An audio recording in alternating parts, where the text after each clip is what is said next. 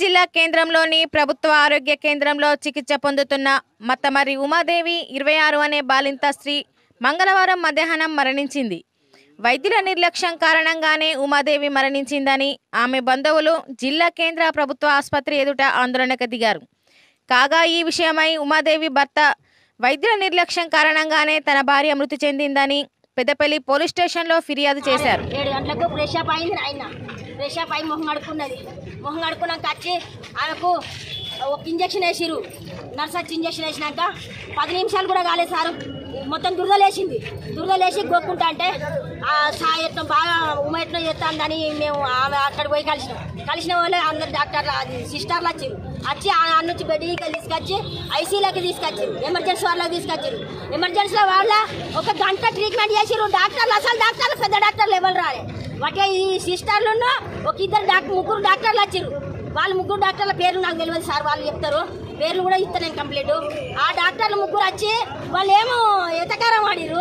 ఏం సార్ మరి ఎందుకు ఏం ప్రాబ్లం అసలు ఎందుకు ఇట్లా అయిందని మేము అడిగితే అమ్మ ఇంజక్షన్ అయితే రియాక్షన్ అయిందని అంటారు. మీరు ఇంజక్షన్ అయితే కాదు, చిక్కుడుకాయ తింటే వస్తుంది, చికెన్ తింటే వస్తుంది, గోంగూర తింటే వస్తుంది, ఇవి తింటే వస్తుంది, దేని వల్ల అయినా కావచ్చు అంటే 6 గంటలకు ఇంకా ఈరోజు ప్రభుత్వ ఆసుపత్రిలో వైద్యుల నిర్లక్ష్యం వల్ల ఒక మహిళ మృతి జరిగింది.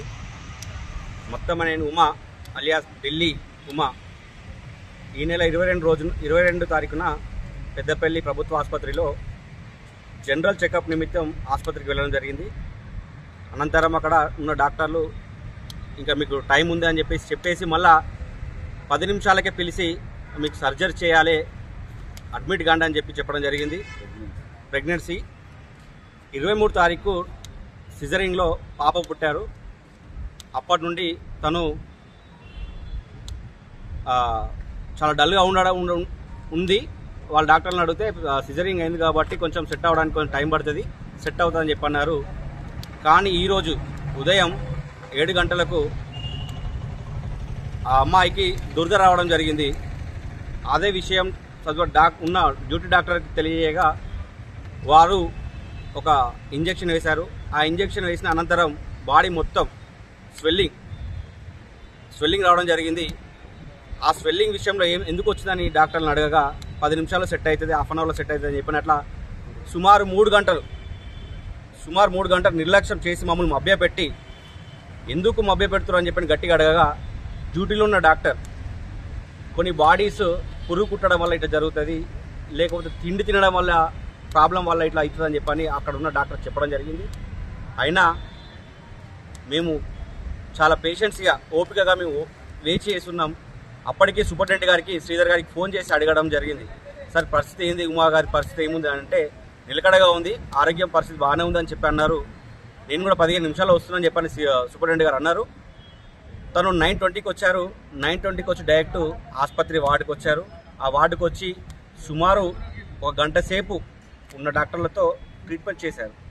ట్రీట్మెంట్ చేసినట్టు నటించి అప్పటికి అడిగాము ఏమైనా ప్రాబ్లం ఉంటే చెప్పండి, కరీంనగర్ ప్రభుత్వ ఆసుపత్రికా లేకపోతే ప్రైవేట్ ఆసుపత్రిగా తీసుకెళ్తే ఏమైనా సీరియస్ ఉంటే చెప్పు అంటే కూడా చెప్పకుండా బాగానే ఉంది, నిలకడగా ఉందని చెప్పన్నారు. తీరా టైంకి వచ్చేసి ఆ అమ్మాయి హార్ట్ ఫెయిల్యూర్, అర్జెంట్ కరీంనగర్ తీసుకెళ్లారని చెప్పారు. అయినా అప్పటికి మేము కరీంనగర్ హాస్పిటల్ తీసుకోవడం జరిగింది. కానీ ఇక్కడ అడ్మిట్ చేసుకోకముందుకే మార్గ మధ్యలో చనిపోయిందని చెప్పని ఇక్కడ ఉన్న డాక్టర్ గారు నిర్ధారించడం జరిగింది. కేవలం డాక్టర్ నిర్లక్ష్యం వల్ల ఇవాళ ఒక అమ్మాయి ప్రాణం పోయింది. కానీ పెద్దపల్లి జిల్లా కలెక్టర్ గారు ఏం చెప్తున్నారు, మెరుగైన వైద్య సేవలు అందిస్తున్నాం అంటున్నారు. మరి మెరుగైన వైద్య సేవలు ఎక్కడ అందిస్తున్నారు, ఏడు అందిస్తున్నారని తెలియక 10:30కు చనిపోతే ఇప్పటి వరకు కూడా పోస్ట్ మార్టం అని చెప్పని మమ్మల్ని కరీంనగర్ హాస్పిటల్ ఇప్పటికి కూడా మమ్మల్ని మాకు ఇవ్వకుండా, టైం ఇవ్వకుండా ఇప్పటికి కూడా పోస్ట్ మార్టం ఇప్పటికి కూడా మాకు బాడీ ఇవ్వలేదు. మమ్మల్ని చాలా ఇబ్బంది పెడుతున్నారు. దీనిపై పెద్దపల్లి జిల్లా కలెక్టర్ గారు స్పందించాల్సిందిగా కోరుతున్నాం. సుమారు 6 అవుతుంది, ఇప్పటికి కూడా మాకు బాడీ ఇవ్వలేదు. అడిగితే పంచనామా రిపోర్ట్ అంటారు. పంచనామా రిపోర్ట్ అడిగితే వీళ్ళని అడిగితే వాళ్ళ పేరు చెప్తారు, వాళ్ళని డాక్టర్లను అడిగితే పోలీసుల పేరు చెప్తారు. తక్షణమే దీనిపై పెద్దపల్లి కలెక్టర్ గారు స్పందించి మాకు సానుకూలంగా స్పందించి ఇలాంటి ప్రాబ్లం ఇతరులకు రాకుండా చూడాలని కోరుకుంటున్నాం.